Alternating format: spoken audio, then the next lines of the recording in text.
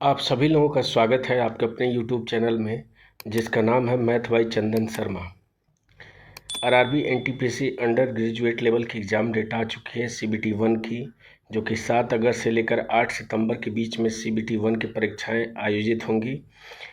तो उसकी तैयारी के लिए सबसे बढ़िया तरीका ये है कि अभी जो जून में एनटीपीसी ग्रेजुएट लेवल का पेपर हुआ है, अगर उसको हम अच्छी तरीके से सॉल्व कर लें तो आपको अलग से कोई भी तैयारी करने की ज़रूरत नहीं होगी। और उसमें जितने शिफ्टों में पेपर हुए हैं मैं उसको एक एक करके सॉल्व करा रहा हूँ, जिसमें आप कॉन्सेप्ट भी सीखेंगे उसके पीछे का, और साथ ही ट्रिकी अप्रोच क्या हो सकती है, शॉर्ट ट्रिक क्या हो सकती है, वो सारे तरीके मैं वीडियो में डिस्कस करता हूँ। तो अगर आप इस चैनल पर पहली बार विजिट कर रहे हैं तो चैनल को सब्सक्राइब करना न भूलें। तो चलिए बिना किसी देरी के हम स्टार्ट करते हैं। पहला क्वेश्चन कह रहा है कि साधारण ब्याज पर कोई धनराशि 4 वर्षों में किस ब्याज दर पर स्वयं की दोगुनी हो जाएगी। यानी कहने का मतलब क्या है कि अगर मान लीजिए 1 रुपये की धनराशि है तो 4 वर्षों में कितनी हो जा रही है, तो दोगुनी कहने का मतलब 2 रुपये हो जा रही है। तो 1 से 2 रुपया हो जा रही है, यानी कि इस पे कितना ब्याज लग रहा है, तो 1 रुपये का ब्याज लग रहा है। तो हमें पता है साधारण ब्याज बराबर होता है मूलधन गुणे दर, जो कि निकालना है। समय कितना दिया है, 4 वर्ष, और डिवाइडेड बाई 100 कर देंगे। इसको सॉल्व करेंगे तो 4 से भाग करेंगे तो 25 बार चला जाएगा, और इस 25 का 1 में गुणा करेंगे तो आर की वैल्यू यहाँ से क्या निकल के आ जाएगी, 25% निकल के आ जाएगी, जो कि ऑप्शन नंबर 4 में दिया है। बढ़ते हैं अगले क्वेश्चन पे। अगला क्वेश्चन कह रहा है कि एक विक्रेता ने 1 रुपये में 5 चॉकलेट बेची, जिससे उसे 20% का लाभ हुआ। तो कह रहा है कि उसने एक में कितनी चॉकलेट खरीदी थी। तो देखिए, इसको करने का जो बेसिक तरीका है वो मैं बता चुका हूँ। तो देखिए, बेसिक तरीका पहले बता देता हूँ, फिर इसका शॉर्ट ट्रिक क्या हो सकता है वो भी बताता हूँ। तो बेचने का जो SP है वो कितना है, तो एक में 5 चॉकलेट बेच रहा है, तो पर चॉकलेट बेचने की कीमत कितनी हो जाएगी, तो 1/5 हो जाएगा। मैं मान लेता हूँ कि X चॉकलेट खरीद रहा है, तो यहाँ से CP क्या हो जाएगी, तो 1/X हो जाएगी पर चॉकलेट। तो लाभ हो रहा है 20% का, तो SP में से CP घटा देंगे तो 1/5 माइनस हो जाएगा 1/X और डिवाइडेड बाई CP। तो CP कितना है, 1/X है। ये किसके बराबर हो जाएगा, तो 20%, यानी कि 20/100 के बराबर हो जाएगा। तो इसको सॉल्व करेंगे तो ये 1/5 हो जाएगा, इस 5 का इधर तिरिया गुणा हो जाएगा, तो ये हो जाएगा 1 माइनस 5/X हो जाएगा। ये बराबर किसके हो जाएगा, तो इस 1/X का 1 में गुणा हो जाएगा, तो 1/X के बराबर हो जाएगा। इसको बराबर के इधर लाएंगे तो प्लस हो जाएगा, तो 5 और 1 6, यानी कि 6/X। इसकी वैल्यू बराबर हो जाएगी 1 के।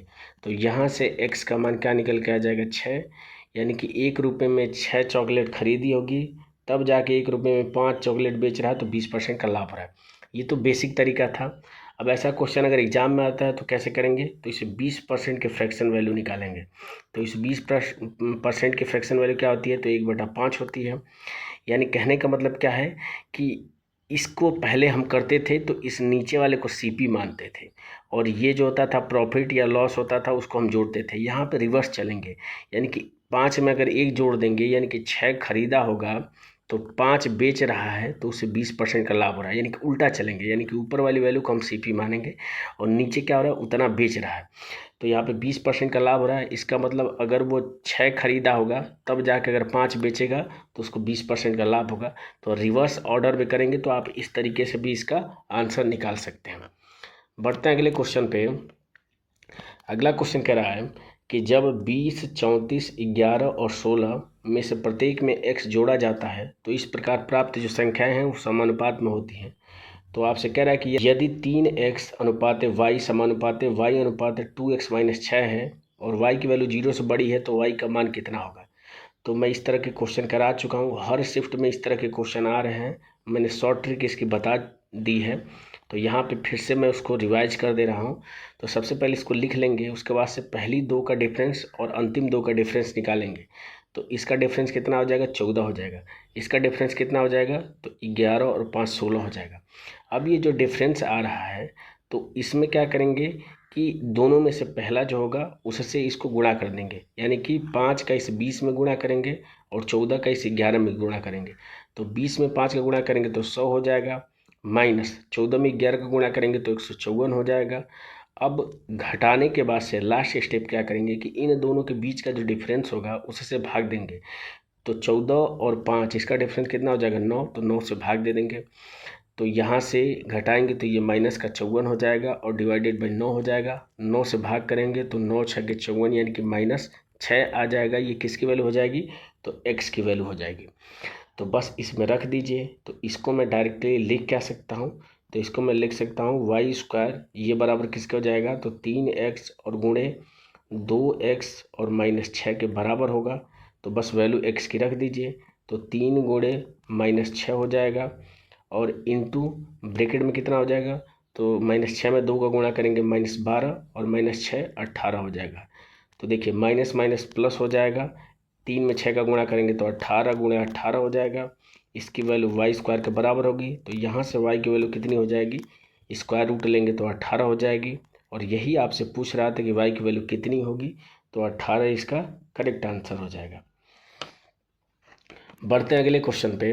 अगला क्वेश्चन कह रहा है कि यदि ABC समरूप है किसके? ये जो साइन है वो समरूप का है त्रिभुज XYZ के, और AB दिया है 6 centimetre, XY 8 centimetre, YZ 12 centimetre और ZX जो है वो 16 सेंटीमीटर है, तो त्रिभुज ABC का परिमाप कितना होगा? तो देखिए जब दो त्रिभुज यानी कि यहाँ पे जो दिया है कि ABC जो है वो समरूप किसके हैं? तो XYZ के हैं। तो जब दो त्रिभुज समरूप होते हैं तो इनकी भुजाओं में जो अनुपात होता है वो समान होता है। यानी कि जो AB और XY का जो अनुपात होगा वो बराबर किसके हो जाएगा? तो यहाँ पे ऑर्डर का ध्यान देंगे। यहाँ पे BC हो जाएगा और यहाँ पे कितना होगा? तो YZ हो जाएगा। और ये बराबर किसके हो जाएगा?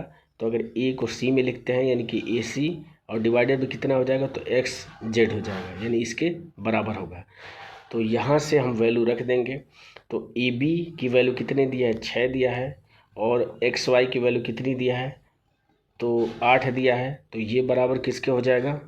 BC इसकी वैल्यू आपको दिया कितना है? तो नहीं दिया है, तो निकालना है। तो BC और बटा YZ की वैल्यू कितना दिया है? तो 12 दिया है। इसको सिंप्लीफाई कर लेंगे तो 4 दूने के 8 हो जाएगा, 4 3 12 हो जाएगा। 2 से कट करेंगे तो 3 बार, और इस 3 में 3 का गुणा करेंगे तो यहाँ से BC की वैल्यू 9 निकल के आ जाएगी। इसी तरीके से एक बार अब इसको ले लेंगे। तो इसकी वैल्यू पहले से 6/8 है तो मैं डायरेक्ट लिख देता हूँ। बराबर AC की वैल्यू निकालनी है और XZ या ZX की वैल्यू 16 दिया है तो 16 रख देंगे। तो 8 दूना के 16 हो जाएगा। 2 में 6 का गुणा करेंगे तो 12, ये AC की वैल्यू हो जाएगी। आपसे परिमाप पूछ रहा है तो परिमाप क्या होता है? तीनों भुजाओं का योग होता है। आपसे AB की वैल्यू 6 दिया है, BC की 9 निकल के आ जाए, AC की 12 है, तीनों को जोड़ दीजिए। तो 9 6 15 और 15 में 12 जोड़ेंगे तो 27 इसका क्या हो जाएगा? परिमाप हो जाएगा, जो कि ऑप्शन नंबर 3 में दिया है। पढ़ते हैं अगले क्वेश्चन पे। अगला क्वेश्चन कह रहा है कि निम्नलिखित में से कौन सी संख्या 71 से विभाज्य है? तो 71 से विभाज्यता का कोई खास नियम नहीं है।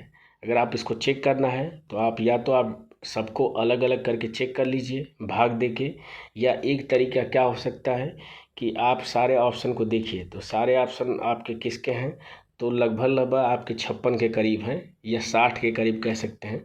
तो अगर इस 71 को अगर मैं 70 मान लेता हूँ तो 70 में अगर इसको 5600 के करीब लेके जाना है तो 80 से गुणा करना पड़ेगा।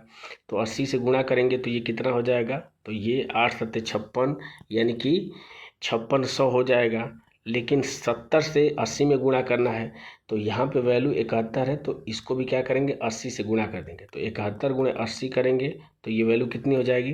तो 0 हो जाएगी, 8 हो जाएगी और 8 सत्ते 56 हो जाएगी। यानी कि 56 80 जो वैल्यू होगी वो 71 से क्या हो जाएगी? विभाजित होगी। तो इससे छोटी वैल्यू क्या हो जाएगी? तो इसमें से 71 घटा देते हैं। तो 71 घटाएंगे तो ये हो जाएगा आपका 9 हो जाएगा, यहाँ पे 0 हो जाएगा, यानी कि 5609 हो जाएगा। और 5609 इत्तेफाक से आपको ऑप्शन नंबर 3 में दिया है, तो यही इसका क्या हो जाएगा?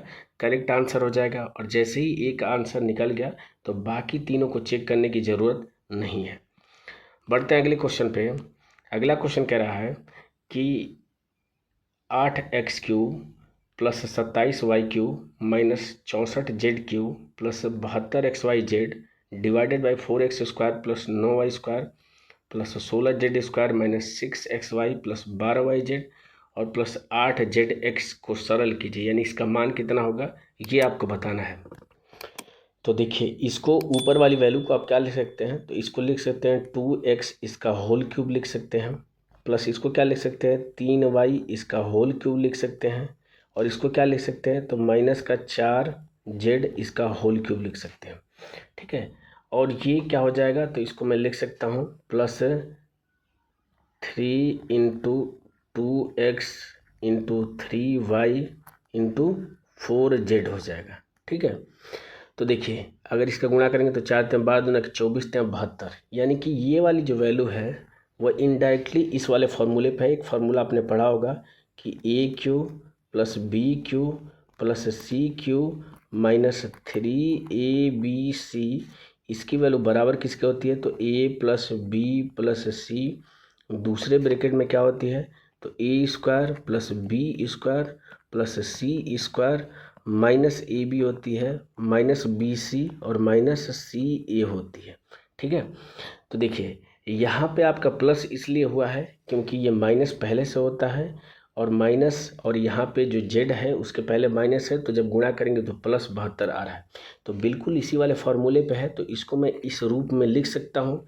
तो अगर मैं ध्यान से देखूँ तो नीचे वाली जो वैल्यू है, बस ये वाली वैल्यू क्या है, इस ये जो नीचे दिया है वहीं इसी के रूप में है ये, क्योंकि A² यानी कि 2x का स्क्वायर करेंगे तो 4x² हो जाएगा, 3y का स्क्वायर करेंगे तो 9y² हो जाएगा, 4z का स्क्वायर करेंगे तो 16z² हो जाएगा, और माइनस AB माइनस BC यानी ये वैल्यू दिया है, यानी कि ये क्या हो जाएगा, इससे ये पूरा कट जाएगा, यानी कि नीचे 1 बच जाएगा और ऊपर क्या बच जाएगा, तो ऊपर सिर्फ क्या बचेगा, तो 2x बचेगा, प्लस का 3y बचेगा और माइनस का 4z बच जाएगा, और यही क्या हो जाएगा, इसका आंसर हो जाएगा। और ये ऑप्शन नंबर किस में दिया है, 3 में, तो ये इसका करेक्ट आंसर हो जाएगा। इसमें इंपॉर्टेंट चीज़ ये थी, ये जो फॉर्मूला था ये इंपॉर्टेंट है कि AQ plus BQ plus CQ minus 3ABC इसकी वैल्यू इसके बराबर होती है। मान लीजिए अगर ये आपको क्वेश्चन इस तरीके से नहीं आ रहा था तो भी आप इसको क्वेश्चन को कर सकते थे। क्योंकि मैं मान ले रहा हूँ कि X Y और Z इन तीनों की वैल्यू में 1 मान ले रहा हूँ, तो ऊपर क्या हो जाएगा, तो ये हो जाएगा 8 हो जाएगा, 27 8 35 हो जाएगा, और 72 में से 64 घटाएंगे तो 6 और 2 8 हो जाएगा, यानी कि 35 में 8 जोड़ेंगे तो 43 हो जाएगा ऊपर की वैल्यू। नीचे देख लेते हैं, तो ये 4 हो जाएगा, 9 4 13 हो जाएगा, 13 और 16 29 हो जाएगा, 29 में से 6 घटाएंगे तो ये हो जाएगा 23 हो जाएगा, 23 में 12 जोड़ेंगे तो 35 हो जाएगा, 35 में 8 जोड़ेंगे तो 43 हो जाएगा, यानी कि XYZ तीनों की वैल्यू 1 रखने पे आंसर 1 आना चाहिए। तो देखिए इसमें सारे प्लस हैं तो 1 नहीं आएगा, इसमें देखिए 4 2 6 में से 3 घटाएंगे तो 1 नहीं आएगा, चौथे वाले में देखिए तो 4 3 7 इसमें भी 1 नहीं आएगा, तो सिर्फ एक ही ऑप्शन बचा, ऑप्शन नंबर 3, इसमें 3 2 5 में से 4 घटाएंगे तो 1 आ रहा है। तो आप वैल्यू पुटिंग से भी कर सकते हैं अगर आपको ये फार्मूला नहीं मालूम है तो। बढ़ते हैं अगले क्वेश्चन पे। अगला क्वेश्चन कह रहा है यदि दो संख्याओं का अनुपात 17:7 है और उनके LCM और HCF का जो गुणनफल है वो 119 है, तो कह रहा है कि लसप और मसप की व्युत्क्रमों का योगफल कितना होगा। तो इस तरह के क्वेश्चन पिछले शिफ्टों में आ चुका है, मैं करा चुका हूँ।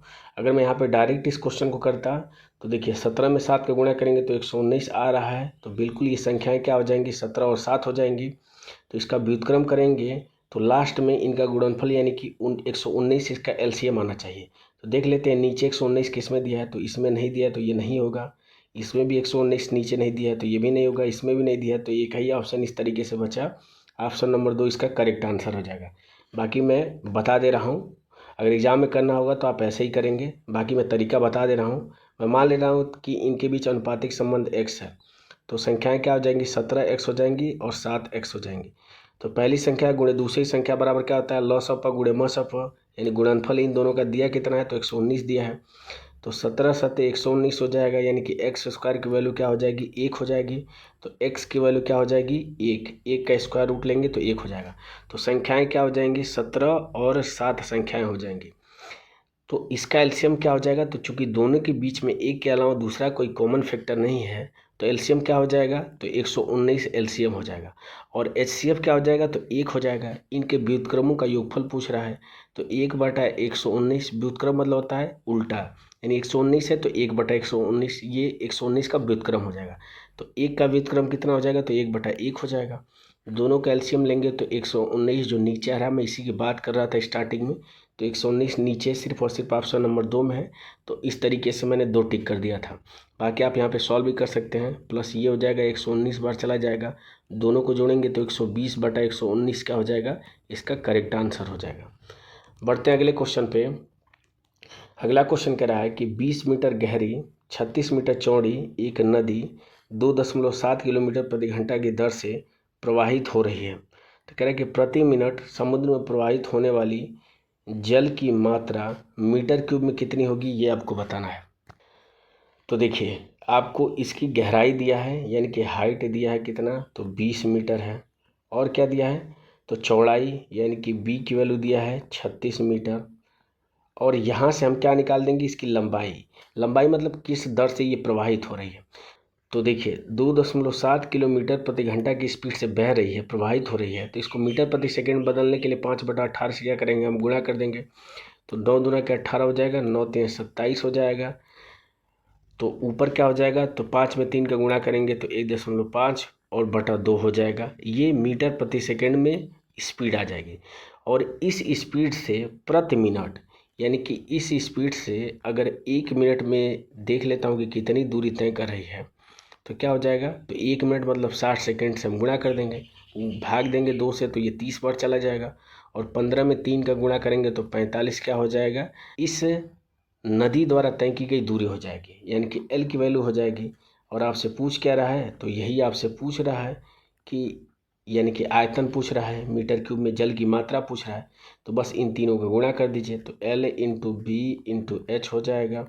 गुणा करेंगे तो 20 गुणे 36 हो जाएगा और गुणे 45 हो जाएगा। तो देखिए 0 है तो 0 हो जाएगा, 45 गुना के 90 हो जाएगा, यानी कि 1 0 और हो जाएगा।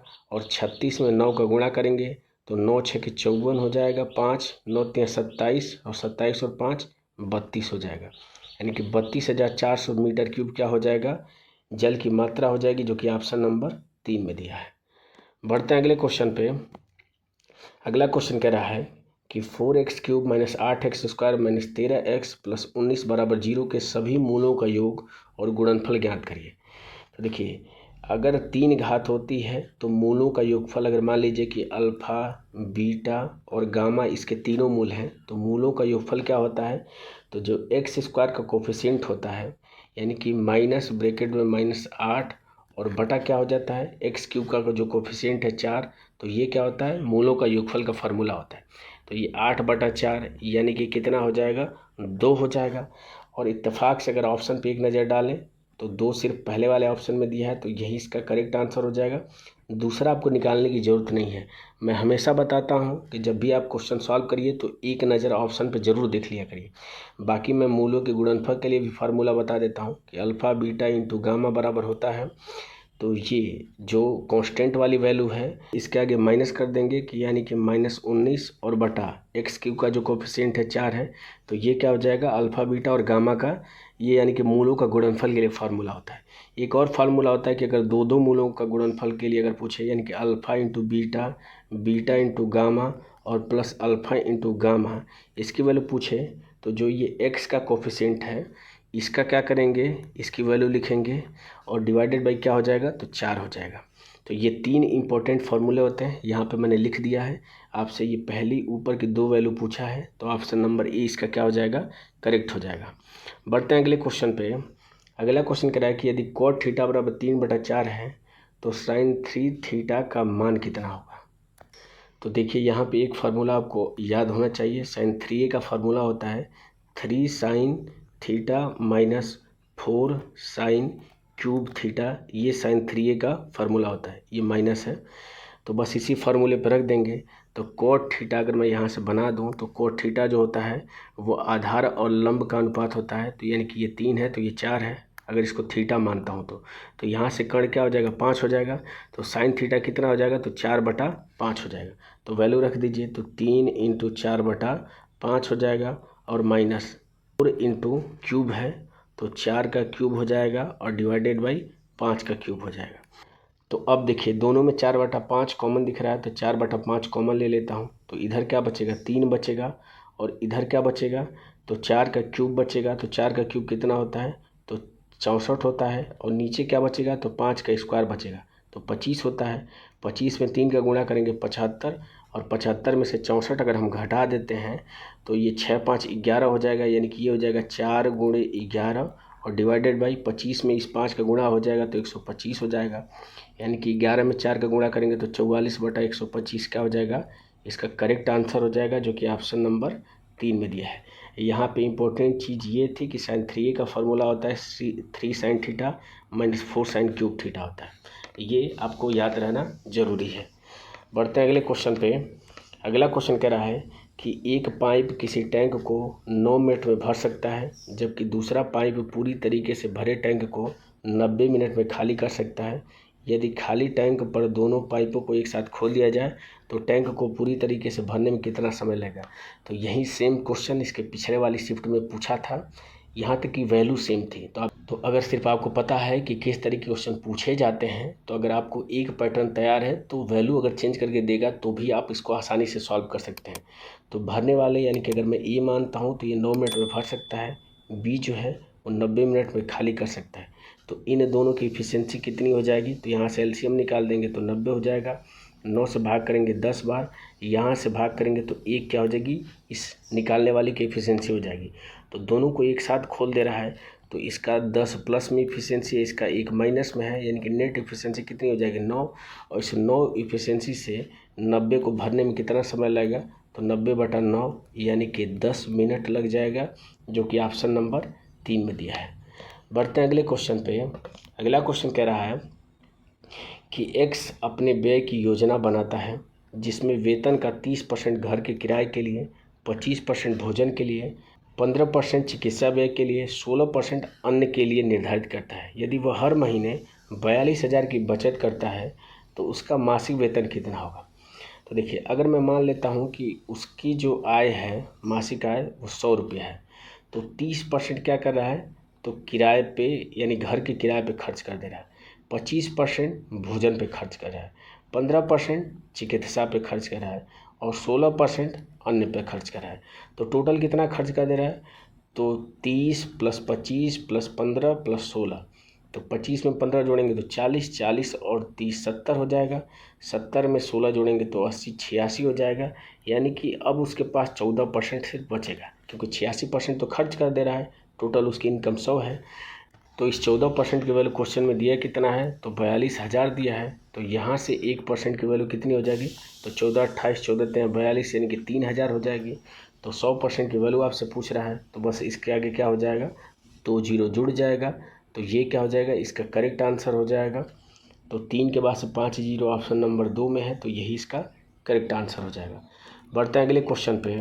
अगला क्वेश्चन कह रहा है कि 35 किलोमीटर की दूरी तय करते समय एक व्यक्ति ने देखा कि 4 घंटे में 15 मिनट तक साइकिल चलाने के बाद उसके द्वारा तय की गई दूरी जो है वो शेष दूरी की 4/3 थी। तो कह रहा है कि उसकी चाल किलोमीटर प्रति घंटा में दशमलव के एक स्थान तक कितनी थी। तो देखिए 4 घंटा 15 मिनट दूरी तय करने के बाद से उसको पता चला कि शेष जो दूरी है उसका 4/3 उसने तय किया, यानी कि अगर शेष दूरी 3 है तो अब तक उसने सिर्फ 4 ही तय किया है। तो टोटल दूरी कितनी हो जाएगी, ये तो 7 हो जाएगी। उससे 7 की वैल्यू दिया कितना है, तो 35 किलोमीटर की टोटल दूरी है। तो यहाँ से 1 की वैल्यू निकाल देंगे तो 7 बचे 35 हो जाएगी। यानी कि जैसे ही 1 की वैल्यू 5 आ गई तो आप 4 की वैल्यू निकाल दीजिए, तो 4 की वैल्यू कितनी हो जाएगी, तो 5 चौको 20 हो जाएगी। यानी कि कहने का मतलब 20 किलोमीटर की दूरी कितने घंटे में तय कर रहा है, तो 4 घंटा 15 मिनट में। तो इसकी क्या कर रहा है कि आपको स्पीड बतानी है, तो स्पीड बराबर क्या हो जाएगा, दूरी जो कि 20 है और उसके द्वारा लिया गया समय 4 घंटा 15 मिनट, इसको घंटे में बदल लेते हैं तो 4 + 15/60 हो जाएगा। 15/60 को क्या लिख सकते हैं, तो 1/4 लिख सकते हैं। तो इसको सिंप्लीफाई करके क्या लिख सकते हैं, तो 4 चौको 16 17/4 लिख देंगे। तो बस क्या करेंगे 17/4 से इसको भाग दे दीजिए, तो ऊपर क्या हो जाएगा, तो 20 चौको 80 हो जाएगा, 80/17 हो जाएगा। तो भाग देंगे तो 17×5 = 85, यानी कि 5 से कम आना चाहिए। 5 से कम सिर्फ ऑप्शन नंबर 2 में है, तो यही इसका क्या हो जाएगा, करेक्ट आंसर हो जाएगा। बढ़ते हैं अगले क्वेश्चन पे। अगला क्वेश्चन कह रहा है कि 50 लीटर पेट्रोल को एक खाली स्टोरेज टैंक में डालने के बाद भी यह 10% खाली था। स्टोरेज टैंक को भरने के लिए इसमें कितना पेट्रोल लीटर में डालना होगा। तो देखिए 50 लीटर पेट्रोल डालने के बाद से 10% खाली रहा, यानी कि 50 जो है लीटर पेट्रोल वो 90% की वैल्यू है, क्योंकि 10% खाली है। तो आपसे 100% की वैल्यू पूछ रहा है, तो बस क्या करेंगे, यहाँ से आप 10% की वैल्यू निकाल दीजिए। तो 10% की वैल्यू निकालने के लिए इसमें 9 से भाग कर देंगे, तो 50/9 हो जाएगा। तो यहाँ से 10% की वैल्यू 50/9 आ गई, तो 100% की वैल्यू आपसे पूछ रहा है, तो दोनों साइड 10 से गुणा कर लीजिए। तो ये कितना हो जाएगा, तो 500/9 हो जाएगा। भाग दे दीजिए, तो 9×5 = 45 हो जाएगा, और 5×50 9×5 = 45, यानी कि 55 दशमलव समथिंग आएगा। 55 दशमलव समथिंग सिर्फ ऑप्शन नंबर 4 में दिया है, तो यही इसका करेक्ट आंसर हो जाएगा। बढ़ते हैं अगले क्वेश्चन पे। अगला क्वेश्चन कह रहा है कि आंकड़ों का बहुलक और माध्यिका क्रमशः 36.3 और 62 है। कह रहा है कि आंकड़ों का माध्य कितना होगा। तो मैं सूत्र बता चुका हूँ, कई बार लिख भी चुका हूँ, आपको अब तक याद भी हो चुका होगा। तो मैं यहाँ पे फिर से लिख देता हूँ कि बहुलक बराबर होता है 3 × माध्यिका -2 × माध्य होता है। इसी पे वैल्यू रख दीजिए। तो बहुलक का मान कितना है, तो 36.3 है। माध्यिका का मान 62 है, तो 3 का गुणा कर दीजिए, तो 3 × 6 हो जाएगा, 6×3 = 18 हो जाएगा, 186 हो जाएगा। -2 इंटू माध्य का मान x मानता हूँ, तो x की वैल्यू निकालनी है। तो यहाँ से 2x बराबर कितना हो जाएगा, तो 36.3, इसमें से घट जाएगा, तो घटा देते हैं 36.3। तो 10 में से 3 जाएगा 7 हो जाएगा, 15 में से 6 जाएगा 9 हो जाएगा, 7 में से 3 जाएगा 4, यानी 149.7 आ जाएगा। तो यहाँ से x की वैल्यू कितनी हो जाएगी, तो इसमें क्या करेंगे, हम 2 से भाग कर देंगे। तो 2 × 7 = 14, 2 चौको 8 हो जाएगा, यानी 74 दशमलव समथिंग ऑप्शन नंबर 4 में दिया है। तो यही इसका क्या हो जाएगा, करेक्ट आंसर हो जाएगा। बढ़ते हैं अगले क्वेश्चन पे। अगला क्वेश्चन कह रहा है कि एक कक्षा के 30 विद्यार्थियों ने एक परीक्षा दी। 12 विद्यार्थियों का जो औसत अंक है वो 60 है, और बाकी विद्यार्थियों का भी स्कोर 60 है। तो कक्षा का औसत कितना होगा। तो देखिए 12 विद्यार्थियों का औसत अगर 60 है, और बाकी के जो 10 हैं वो भी 60 पाए हैं, तो औसत भी कितना हो जाएगा, 60 हो जाएगा। क्योंकि औसत क्या होता है, औसत का मतलब होता है सबको बराबर बराबर बांटना। तो 60 यहाँ पे पहले ही मिला है, और बाकी जो 10 हैं उनको भी 60-60 मिला है, तो औसत क्या हो जाएगा, 60 हो जाएगा। बढ़ते हैं अगले क्वेश्चन पे। अगला क्वेश्चन है सिंप्लीफिकेशन का क्वेश्चन है। तो मैं बता चुका हूँ, सबसे पहले स्मॉल ब्रैकेट सॉल्व करते हैं। तो 8 × 9 हो जाएगा, 9 में से 7 घटाएंगे तो -2 हो जाएगा, और 4 में -2 जोड़ेंगे तो ये 2 हो जाएगा। इस -2 में गुणा होगा तो ये -2 हो जाएगा। ये +2 से -2 कैंसिल हो जाएगा, यहाँ पे बचेगा 9। 9 में 4 का गुणा करेंगे तो 9 चौको 36/2 हो जाएगा, यानी कि 72 में भाग देना है किससे, तो 36/2 से भाग देना है। 72 में क्या करेंगे, हम 36 से भाग करेंगे, तो जब इसको गुणा में बदलेंगे तो 2 बटा क्या हो जाएगा, 36 हो जाएगा। 36 × 72 हो जाएगा, और 2 में 2 का गुणा करेंगे तो आंसर क्या हो जाएगा, 4 हो जाएगा, जो कि ऑप्शन नंबर 3 में दिया है। बढ़ते हैं अगले क्वेश्चन पे। अगला क्वेश्चन कह रहा है कि गौरव ने क्रमशः पहला पेन 444 में और दूसरा पेन 356 में खरीदा। वह पहला पेन 75% के लाभ पर बेचता है, लेकिन खरीदार कीमत के लिए मोल भाव करता है, और उसे उस पर 14% की छूट देनी पड़ती है, और उसने दूसरा पेन जो है वो 48% के लाभ पर बेचा। तो कह रहे हैं कि इस पूरे सौदे में उसको कितना लाभ हुआ है, ये आपको बताना है। तो देखिए अगर पहले पेन की बात करें तो वो ख़रीदा कितने में है, तो 444 रुपये में ख़रीदा है। तो इसको 75% के लाभ पे बेच रहा था, लेकिन क्या हुआ कि 14% की छूट देना पड़ा मोल भाव करने के बाद। तो 75% यानी कि 175 में इसको बेचना चाहिए था। अब इस पे 14% की छूट देने का मतलब कितना हो जाएगा, तो 86/100 हो जाएगा। तो देख लेता हूँ कितना अब इसको लाभ हो रहा है। तो ये आपका 25 चौको 100 हो जाएगा, और ये हो जाएगा 25 सत्ते 175 हो जाएगा। इसको और सिंप्लीफाई करें तो 2 से भाग करेंगे तो ये 2 बार चला जाएगा, ये 4 और 3 बार चला जाएगा। गुणा कर लेंगे तो 7 × 21 हो जाएगा, और 7 चौको 28 और 2 30 हो जाएगा, और डिवाइडेड बाई 2 हो जाएगा। भाग करेंगे तो ये 150 और 0.5 हो जाएगा। यानी कि पहले जो 75% का लाभ हो रहा था, अब जो लाभ है वो कितना है, तो 50.5 है। तो इसका हम क्या निकाल देंगे, तो 50.5% है, अब इसका हम निकाल देंगे। ठीक है, और इसमें प्लस कर देंगे, तो दूसरे वाले को किस लाभ पे बेच रहा है, तो 48% के लाभ पे बेच रहा है, यानी कि 356 का क्या निकालते हैं, 48% इसको हमें निकालना है। ठीक है, तो देखिए अगर मैं इसका 10% निकालता हूँ 444 का, तो 444 का 10% कितना हो जाएगा, तो 44.4 हो जाएगा। तो इसमें अगर मैं 5 से गुणा कर देता हूँ तो 50% निकल जाएगा। तो 5 से गुणा करूँगा तो 5 चौको 20 हो जाएगा, 5 चौको 20, 2 22 हो जाएगा, और 5 चौको 20 और 2 22 हो जाएगा। यानी कि ये 222 रुपये क्या हो जाएगा, 50% की वैल्यू। यानी कि सिंपल सी बात है, आप डायरेक्ट भी कर सकते हैं कि बस इसका आधा करेंगे तो 50% की वैल्यू हो जाएगी। और यहाँ से 1% की वैल्यू अगर हम निकालेंगे तो 4.44 हो जाएगी। अब 5.5% की वैल्यू मतलब एक का आधा, यानी एक का आधा कितना हो जाएगा, तो 2.22 हो जाएगा। यानी कि 222 में अगर 2.22 जोड़ देते हैं तो 224.22 पहले वाले सौदे पे उसको लाभ होगा इतने का। दूसरे पे इसी तरीके से निकाल देते हैं, तो देखिए इसका 50% हम निकाल देते हैं, तो इसका 50% मतलब इसका आधा हो जाएगा, तो एक हो जाएगा, 2 सत्ते 14, 1 8 16, 2 8 16, यानी 178 क्या हो जाएगा, 50% की वैल्यू हो जाएगी। इसमें से 2% घटाना पड़ेगा क्योंकि 48% की वैल्यू आपसे पूछ रहा है। तो 1% की वैल्यू कितना हो जाएगी, तो 3.5 अच्छा हो जाएगी। 2% की वैल्यू यानी इसका 2 गुना हो जाएगा, तो 6 दूना के 12 हो जाएगा, 5 दूना के 10, 1 11 हो जाएगा, और 3 दूना के 6 और 1 7 हो जाएगा। यानी कि 7.12 इसमें से क्या करेंगे, हम घटा देंगे। तो 7.12 घटाएंगे तो ये आपका 8 हो जाएगा, ये भी आपका 8 हो जाएगा, ये 0 हो जाएगा, यानी कि 170.88 हो जाएगा। बस इन दोनों को जोड़ दीजिए तो आंसर आ जाएगा। तो 170 और 224, यानी कि 8 2 10 को 0 हो जाएगा, 8 2 10 को 0, और 1 11 हो जाएगा क्योंकि इसमें कैरी था, और ये 4 और 1 5 हो जाएगा, 7 2 9 हो जाएगा, और 1 3 हो जाएगा, यानी कि 395.1 जो 10 इसका आंसर आएगा। और 395.10 सिर्फ ऑप्शन नंबर 1 में दिया है, तो यही इसका करेक्ट आंसर होगा। बढ़ते हैं अगले क्वेश्चन पे। अगला क्वेश्चन कह रहा है कि पाइप एक टैंक को 9 मिनट में भर सकता है, जबकि बी जो है वो संपूर्ण भरे हुए टैंक को 10 मिनट में खाली कर सकता है। कह रहा है कि शुरू में पाइप ए को खोला जाता है और 3 मिनट के बाद पाइप बी को भी खोल दिया जाता है, तो कितने समय में जो शीर्ष टैंक है, यहाँ पे कीवर्ड है शीर्ष टैंक, पूरी तरीके से भर जाएगा।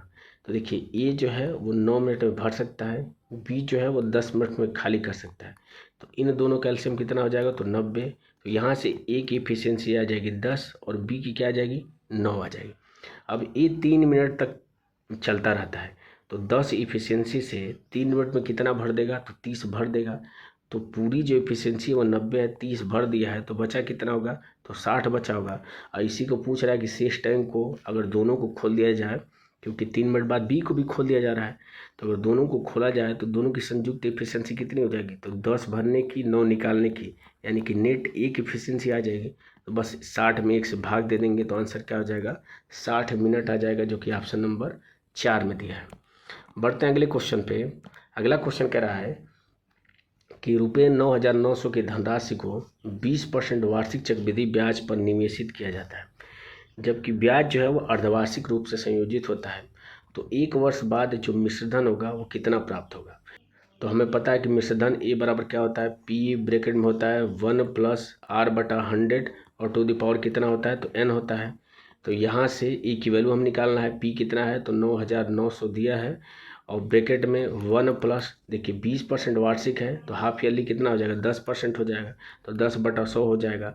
तो एक ईयर में कितने हाफ ईयर होंगे, तो 2 होंगे, तो 2, तो इसके घाते 2 हो जाएगा। तो इसको सिंप्लीफाई कर लेते हैं, तो ये 9,900 हो जाएगा, इंटू 0 से 0 कैंसिल हो जाएगा, यानी 11 और बटा 10 हो जाएगा, 2 बार गुणा, यानी कि 11/10 हो जाएगा। तो देखिए 00 से 00 कैंसिल हो जाएगा, 9 से गुणा करेंगे तो ये कितना हो जाएगा, तो 11 9 99 हो जाएगा। यानी कि अगर सिर्फ यूनिट डिजिट ही चेक कर लें तो 9 का में 9 और यहाँ पे 1 में 9, यानी कि लास्ट में 9 आना चाहिए, लास्ट में 9 सिर्फ ऑप्शन नंबर 2 में है, तो यही इसका क्या हो जाएगा, करेक्ट आंसर हो जाएगा, यानी 11,979 हो जाएगा। तो देखिए ये तो पहला तरीका था। आप इस तरीके से भी निकाल सकते थे, जैसे मैं जनरली निकालता हूँ कि 9,900 है तो 10% के हिसाब से पहले साल का कितना हो जाएगा 10%, तो 990 रुपया हो जाएगा। दूसरे साल का 10% कितना हो जाएगा तो 990 हो जाएगा। जो पहले साल का 10% है वो दूसरे वर्ष के लिए मूलधन का काम करेगा, इस पर भी 10% लगेगा तो 99 हो जाएगा। तो टोटल ब्याज कितना मिल गया, तो इन तीनों को जोड़ देंगे और जब 9,900 में जोड़ेंगे तो लास्ट में 9 सिर्फ इसी में आ रहा है, क्योंकि यहाँ पे 0 है, यहाँ पे भी 0 है, यहाँ पे भी 0 है, तो 9 इस तरीके से भी आप करेक्ट आंसर तक पहुँच सकते थे। बढ़ते हैं अगले क्वेश्चन पे। अगला क्वेश्चन कह रहा है कि एक समूह के 6 व्यक्तियों की जो आय है वर्षों में आपको इतना दिया है। कह रहा है कि उनकी आय का मानक विचलन कितना होगा, ये आपको बताना है दशमलव के 2 स्थान तक। तो देखिए इसको बेसिक से करने का जो तरीका है पहले वो बता देता हूँ, फिर बाद में इसकी क्या शॉर्ट ट्रिक होती है वो बता देता हूँ। तो पहले बेसिक बताता हूँ। तो देखिए मानक विचलन का जो फार्मूला होता है वो होता है रूट में होता है समेसन, ब्रैकेट में होता है x माइनस एक्स बार इसका होल स्क्वायर और डिवाइडेड बाई n होता है। तो जहाँ पे x जो है वो आंकड़े हैं जो कि ये है, x बार जो है वो माध्य है इन आंकड़ों का जो कि अभी निकालेंगे हम, और जो n है वो पदों की क्या है संख्या है। तो हम निकालते हैं एक एक करके। तो इनका माध्य निकालेंगे तो मैं मान लेता हूँ कि जो माध्य है वो 35 है, ठीक है, ये मैंने माना है कि इसका माध्य 35 है। तो ये कितना कम है, तो ये 10 कम है तो -10 हो जाएगा। ये कितना कम है तो -5 कम है तो ये 0 हो जाएगा। 10 कितना अधिक है तो 5 अधिक है। 45 कितना अधिक है तो ये 10 अधिक है। और 50 कितना अधिक है तो ये 15 अधिक है। तो देखिए नेट चेंज देख लेता हूँ, तो नेट चेंज कितने का आ रहा है, 15 का आ रहा है। कितने पे, तो 6 है। तो 15 में क्या करेंगे हम, 6 से भाग कर देंगे। तो 15 में 6 से भाग करेंगे तो 6 दूना के 12, 3 30, 6 5 30, यानी कि 2.5 क्या हो जाएगा, जो हमने औसत माना है उससे अधिक आएगा, क्योंकि प्लस में आ रहा है। तो इन आंकड़ों का औसत क्या हो जाएगा, तो 37.5 हो जाएगा, क्योंकि 35 हमने माना था उससे 2.5 अधिक होगा। अब क्या करेंगे कि सारे जो आंकड़े हैं उसमें से 37.5 सब में से घटाएंगे। तो 25 में से 37.5 घटाएंगे तो कितना हो जाएगा, तो 12 हो जाएगा, यानी कि 12.5 हो जाएगा, इसका होल स्क्वायर हो जाएगा, ठीक है। प्लस हो जाएगा, क्योंकि माइनस में आएगा, होल स्क्वायर करने के बाद प्लस में आ जाएगा, तो इसलिए मैं डायरेक्ट प्लस में ले रहा हूँ। तो 30 में से अगर 37.5 घटाएंगे तो 7.5 हो जाएगा, तो ये 7.5 का होल स्क्वायर हो जाएगा। प्लस हो जाएगा 35 अगर घटाएंगे 37.5 में से तो माइनस का 2.5 आएगा, तो ये हो जाएगा 2.5 का स्क्वायर हो जाएगा। और इसी तरीके से ये कितना हो जाएगा, तो ये 40 कितना अधिक है, तो 2.5 अधिक है 37.5 से, तो ये 2.5 का स्क्वायर हो जाएगा। इसी तरीके से 45 कितना अधिक है, तो 3 4 3 यानी कि 7.5 अधिक है, तो 7.5 का स्क्वायर हो जाएगा। प्लस ये 50 कितना अधिक है, तो 2.5 इधर और 10 इधर, यानी कि 12.5 अधिक है, तो 12.5 का स्क्वायर कर देंगे। अब इन सब का स्क्वायर निकालने के बाद से फिर n यानी कि 6 से भाग करेंगे और इन सब का रूट निकालेंगे तो हमारा आंसर आएगा। तो देखिए यहाँ पे एक और ट्रिक आपको बता देता हूँ कि किसी भी नंबर के अगर लास्ट में 5 है, जैसे कि मान लीजिए कि अगर 25 का आपको स्क्वायर निकालना है या 45 का स्क्वायर निकालना है, तो इस लास्ट का स्क्वायर करिए, तो 5 का स्क्वायर 25 हो जाएगा। और ये जो आगे वाली वैल्यू है इससे 1 बढ़ा के गुणा कर दीजिए, तो 2 से 1 बढ़ाएंगे तो 3, 3 में 2 का गुणा करेंगे तो 6 हो जाएगा। इसी तरह 45 का कितना हो जाएगा, तो 5 का स्क्वायर 25 हो जाएगा, और 4 से 1 बढ़ा के 5, 5 में 4 का गुणा करेंगे 20 हो जाएगा। इस तरीके से हम क्या करेंगे, इसका हम स्क्वायर निकाल देते हैं। तो इसको पहले इरेज कर लेता हूँ मैं। तो इसका स्क्वायर करेंगे तो 5 का स्क्वायर हो जाएगा 25 हो जाएगा, यानी 0.25, और 12 में 13 का गुणा करेंगे तो 13 दूना के 26, और 13 का में 13 और 2 15, यानी 156 हो जाएगा। 75 का स्क्वायर करेंगे तो 0.25 हो जाएगा, और 8 में 7 का गुणा करेंगे तो 8 7 56 हो जाएगा। इसी तरीके से 2.5 का गुणा करेंगे तो 6.25 हो जाएगा। इसको फिर वापस ऐसे 6.25, ये कितना हो जाएगा, तो 56.25 हो जाएगा, और ये 156 कितना हो जाएगा, 25 हो जाएगा। इन सबको जोड़ लेते हैं तो देखिए 25 दूना के 50, 75 चौको 100, और ये यानी कि लास्ट में 0.50 आ जाएगा। एक कैरी हो जाएगा, 6 12 6 18 24 24 6 25 6 6 36 और 1 37 हो जाएगा। 3 हो जाएगा, 5 5 10 20 और 3 23 हो जाएगा। 2 हो जाएगा, 1 1 2 और 2 कितना हो जाएगा, 4 हो जाएगा, यानी कि 437.5 भाग करेंगे 6 से, तो 6 सत्ते 42 हो जाएगा, 1 17 हो जाएगा, 6 दूना के 12 हो जाएगा, 5 55 हो जाएगा और 6 9 54 हो जाएगा। यानी कि अगर सिर्फ 72.9 अगर हम लेते हैं तो 72 किन दो नंबरों के स्क्वायर के बीच है? तो ये 8 और 9, क्योंकि 8 का स्क्वायर होता है 64 और 9 का स्क्वायर होता है 81, यानी कि 8 और 9 के बीच ये संख्या होगी। और अगर ऑप्शन पे देखें तो 8 और 9 के बीच में एक ही वैल्यू दिया है, तो यही इसका क्या हो जाएगा? करेक्ट आंसर हो जाएगा। ये इस क्वेश्चन को करने का बेसिक तरीका है। आप इस तरीके को जाने रहिए, लेकिन मैं जो तरीका बता रहा हूँ आप उस तरीके से इसको बहुत कम समय में आप कर सकते हो। तो मैं वो तरीका बता रहा हूँ, पहले इसको इरेज कर लेता हूँ। अब ये जो तरीका मैंने बताया है वो हर क्वेश्चन पर अप्लाई होता है, पर ये जो तरीका मैं बता रहा हूँ ये आपको सिर्फ एग्जैक्ट आंसर तक पहुँचने का एकमात्र जरिया है। आप इस तरीके से आप कम समय में कर सकते हैं, और ये फार्मूला तभी अप्लाई होगा जब आपके जो आंकड़े हैं वो एपी में है, यानी कि समांतर श्रेणी में अगर हैं, इनके बीच में अगर गैप अगर समान है, तभी इस फार्मूले का यूज कर सकते हैं। तो इसको निकालने के लिए, यानी मानक विचलन को निकालने का फार्मूला क्या होता है कि जब सारे आंकड़े जो हैं आपके समांतर श्रेणी में हैं, तो ये होता है कि सिग्मा बराबर होता है डी स्क्वायर ब्रैकेट में एन स्क्वायर माइनस 1 और डिवाइडेड बाई 12 होता है। ठीक है, तो अब डी क्या है? तो इनके बीच का डिफरेंस है। तो सबके बीच डिफरेंस कितना है? तो 5 का है, तो 5 का स्क्वायर कितना हो जाएगा? 25 हो जाएगा। एन क्या है? तो पदों की संख्या है, तो जो कि 6 है, तो 6 का स्क्वायर 36, 36 में 1 घटाएंगे तो 35 और डिवाइडेड बाई क्या हो जाएगा? 12 हो जाएगा। तो बस इसको सॉल्व कर लेते हैं। या तो आप इसकी एग्जैक्ट वैल्यू निकाल दीजिए या तो अप्रोक्सीमेशन यूज कर लीजिए। तो अप्रोक्सीमेशन यूज कर लेता हूँ मैं। तो 12 तें 36, अगर इस 35 को 36 मानता हूँ तो ये 3 हो जाएगा, और 25 तें 75, यानी कि रूट में कितना आ जाएगा? 75 आ जाएगा। और 75 किन दो स्क्वायर के बीच में पड़ेगा? तो ये पड़ेगा 8 का स्क्वायर और 9 का स्क्वायर के बीच में पड़ेगा, क्योंकि 8 का स्क्वायर 64 होता है, 9 का स्क्वायर 81 होता है, इसके बीच में पड़ेगा। तो 8 और 9 के बीच में एक ही वैल्यू दी है, तो ये इसका क्या हो जाएगा? करेक्ट आंसर हो जाएगा। तो अगर आपके आंकड़े अगर एपी में है तो आप इस फार्मूले का यूज कर सकते हैं। अगर आंकड़े आपके एपी में नहीं है तो आपको पहले वाला जो फार्मूला बताया उसी तरीके से आपको निकालना पड़ेगा। बढ़ते हैं अगले क्वेश्चन पे।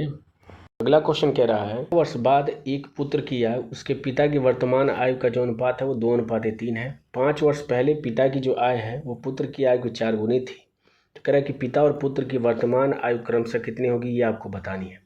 तो देखिए, इसको करने के कई तरीके हो सकते हैं। या तो आप रेशियो मेथड से चेक कर लीजिए, या तो आप एक्स मान के सॉल्व करिए, लेकिन मुझे लगता है कि यहाँ पे सबसे बढ़िया तरीका ये होगा कि आप ऑप्शन के थ्रू करिए। तो देखिए, तो कह रहा है कि 5 वर्ष पहले, तो ये वर्तमान आयु है, तो 5 वर्ष पहले इनके बीच जो अनुपात होगा वो 1:4 का होगा।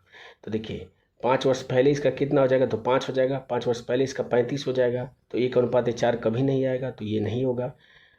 5 वर्ष पहले इसका 3 हो जाएगा। 5 वर्ष पहले इसका कितना आ जाएगा? तो 27 और 5 32 हो जाएगा, यानी कि 3 27 का कभी 4 गुना नहीं है, तो ये भी नहीं होगा। 5 वर्ष पहले ये 15 हो जाएगा, ये 45 हो जाएगा, तो 15 तें 45, यानी ये भी 4 गुना नहीं है, तो एक ही ऑप्शन इस तरीके से आपका बचा, ऑप्शन नंबर 1, यही इसका करेक्ट आंसर हो जाएगा।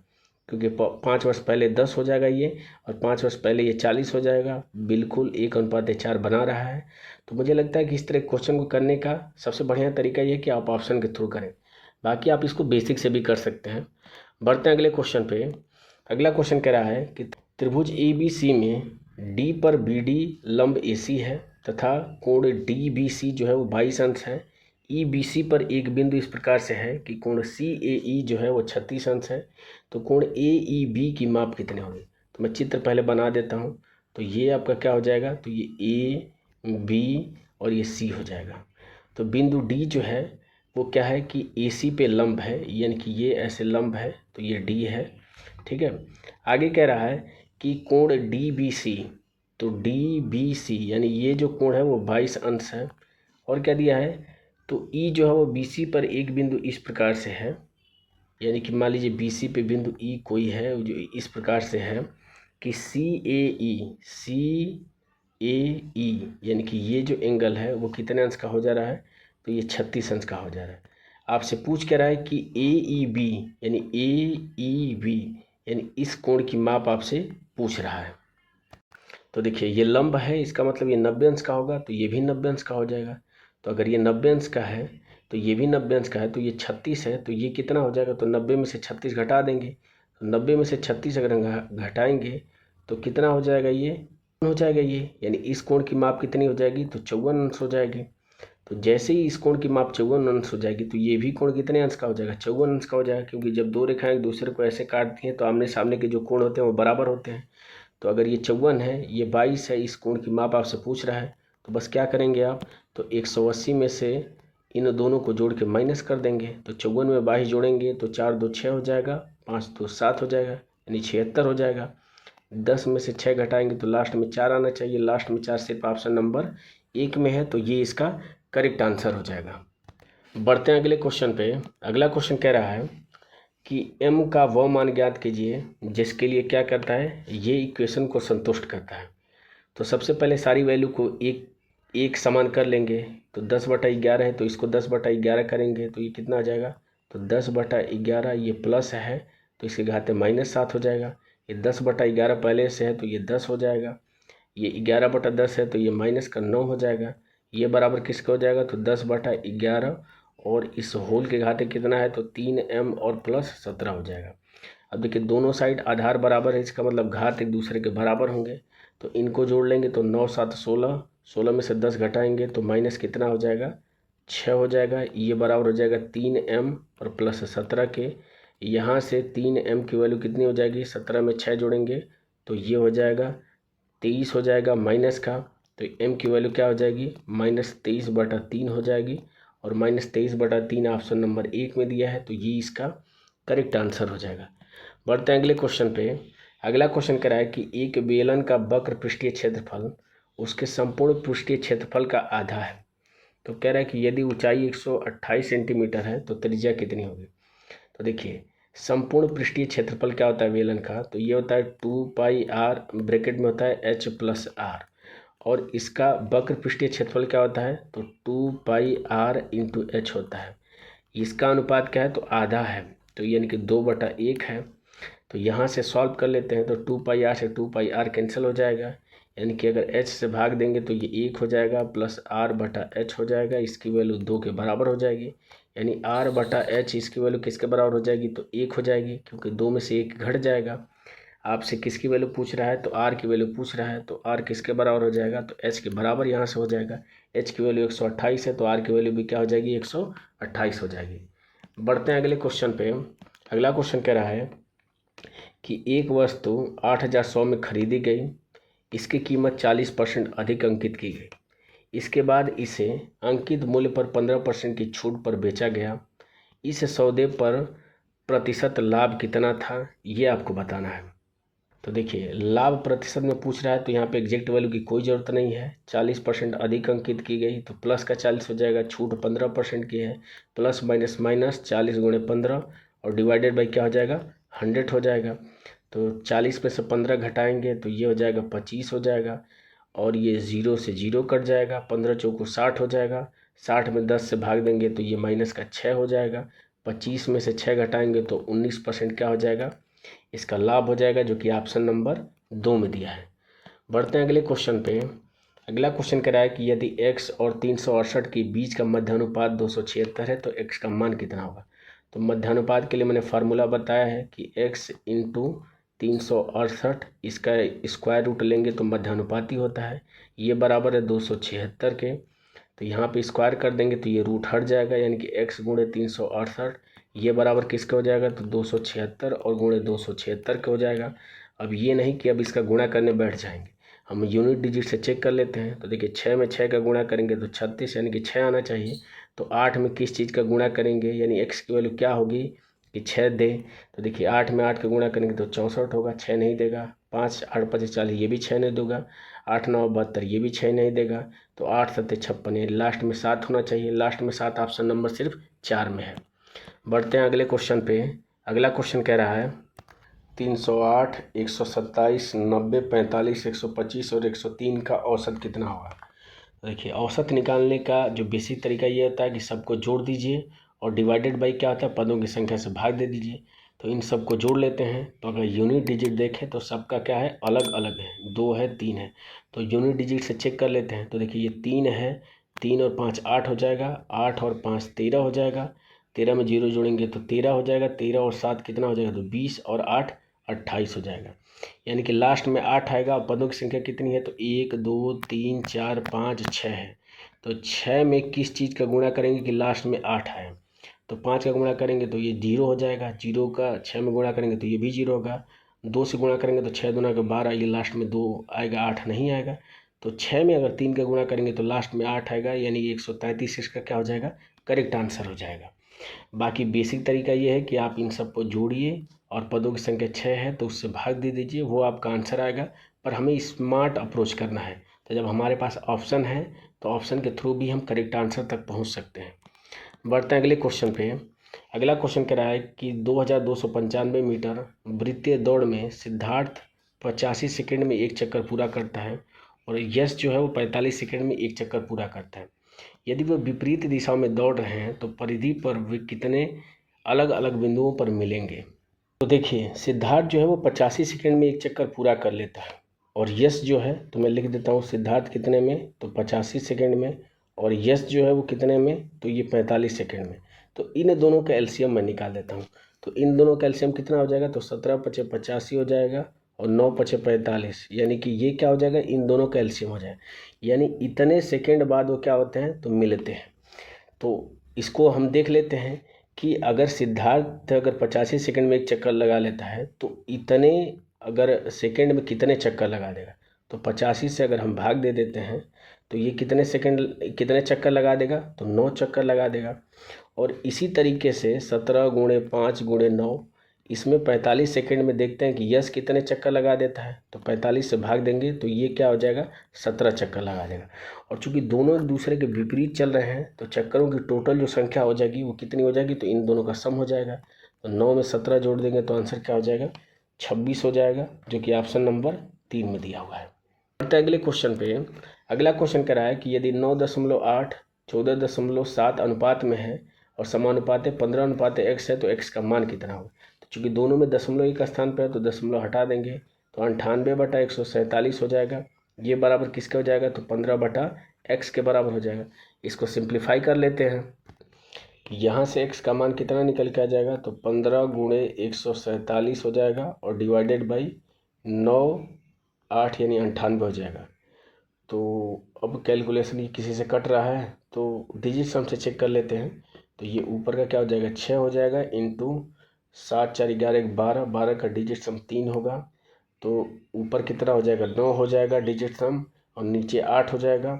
अगर 8 है तो इसको किससे गुणा करना पड़ता है, 8 से, यानी कि ऊपर का तो डिजिट सम 9 ही होगा, नीचे का 8 से गुणा करेंगे तो 1 हो जाएगा। जो भी आंसर आएगा उसका डिजिट सम 9 होना चाहिए। तो 7 2 9 1 है तो ये नहीं होगा, 9 9 1 है तो ये भी नहीं होगा, 3 2 5 2 7 ये भी नहीं 9 है, 2 2 4 और 5 9, सिर्फ ऑप्शन नंबर 2 का डिजिट सम 9 है। तो यही इसका क्या हो जाएगा, करेक्ट आंसर हो जाएगा। तो इस तरीके से आरआरबी एनटीपीसी ग्रेजुएट लेवल का पेपर जो हुआ था 6 जून थर्ड शिफ्ट में, उसमें क्वांट के जो 30 महत्वपूर्ण क्वेश्चन थे वो सारे क्वेश्चन हमने एक एक करके सॉल्व कर लिए। मुझे उम्मीद है कि ये वीडियो आपको अच्छी लगी होगी, इन्फॉर्मेटिव लगी होगी। अगर वीडियो पसंद आए तो लाइक ज़रूर करें, नहीं पसंद आता है तो आप डिसलाइक कर सकते हैं। अगर चैनल पे आप पहली बार विजिट कर रहे हैं तो चैनल को सब्सक्राइब करना ना भूलें। मिलते हैं आपसे अगले पेपर में अगली वीडियो के साथ, तब तक के लिए जय हिंद और बाय।